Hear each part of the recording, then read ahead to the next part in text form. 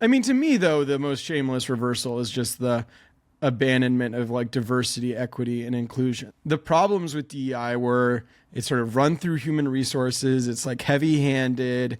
It's, Right. in some ways too bureaucratic.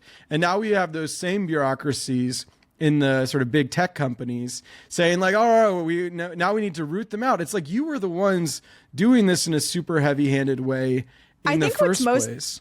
I think what's most surprising to me, I guess not surprising, but just a little shocking coming right around now, is it always felt a bit like that could have been, bureaucratic.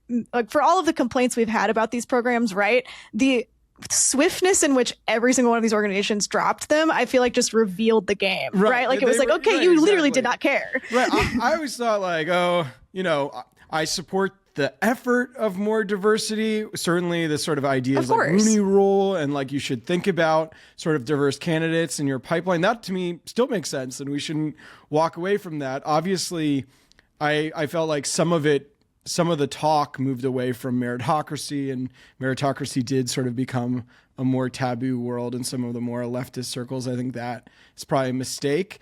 I will say besides Trump, I just think there's a reality that like when we were in peak DEI, there was sort of like a lot of hiring. It was boom time, 2021 valuations. Interest rates were really low. Now it's like, oh, we want to fire people. We've got AI. We don't need as many people. And so it's like, oh, we're just going to hunker down with like our sort of elite tech workers. And we're a little less worried about who's getting on sort of the boat with us.